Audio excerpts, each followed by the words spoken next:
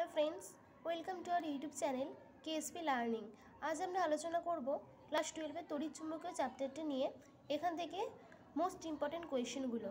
তো চলো তাহলে আজকের ভিডিও শুরু করা যাক। দেখো, প্রথম কোয়েশ্চেন কি আছে, চৌম্বক ক্ষেত্রের সংজ্ঞা, মাত্রা ও একক। মানে চৌম্বক ক্ষেত্রের সংজ্ঞাটা লিখতে হবে, মাত্রা এবং তার সাথে তার এককটাও দিতে হবে। ওকে, চলো তাহলে নেক্সট কোয়েশ্চেন, বায়স-সারবাটের সূত্রটি বিবৃতি করো। তারপরে আছে তোমাদের চৌম্বক বলরেখা কি এবং এর ধর্মগুলি লেখো। তারপরে আছে বায়স-সারবাট সূত্রের ভেক্টর রূপটি কী হবে সেটি লেখো।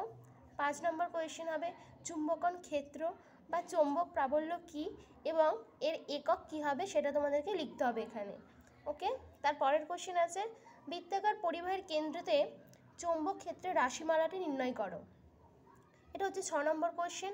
তারপর 7 নম্বর কোয়েশ্চেন আছে অ্যাম্পিয়ারের বদ্ধপদের সূত্রটি লেখো। তারপরে 8 নম্বর কি আছে, সলিনয়েড ও টরয়েডের মধ্যে পার্থক্য, বা তোমরা করতে বলো সলিনয়েড ও টরয়েড কি, এটাও করতে পারো। তারপরে 9 নম্বর কোয়েশ্চেন আছে চৌম্বক ক্ষেত্রে গতিশীল আহিত কণার ওপর ক্রিয়াশীল বলের মান কেমন হবে বা কি হবে। তারপরে 10 নম্বর কোয়েশ্চেন আছে অনুনাদের সূত্রটি লেখো। মানে সাইক্লোটন যন্ত্রে যে অনুনাদ হয় তার শর্তটা লিখতে হবে।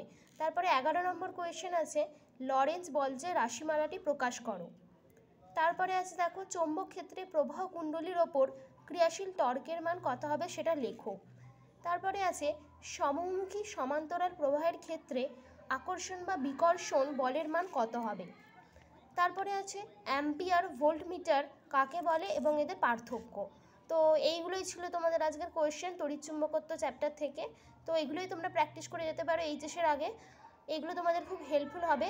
তো ভিডিওটি যদি ভালো লেগে থাকে তাহলে লাইক করে দিও, চ্যানেলটিকে সাবস্ক্রাইব করতে একদমই ভুলো না। Thank you for watching.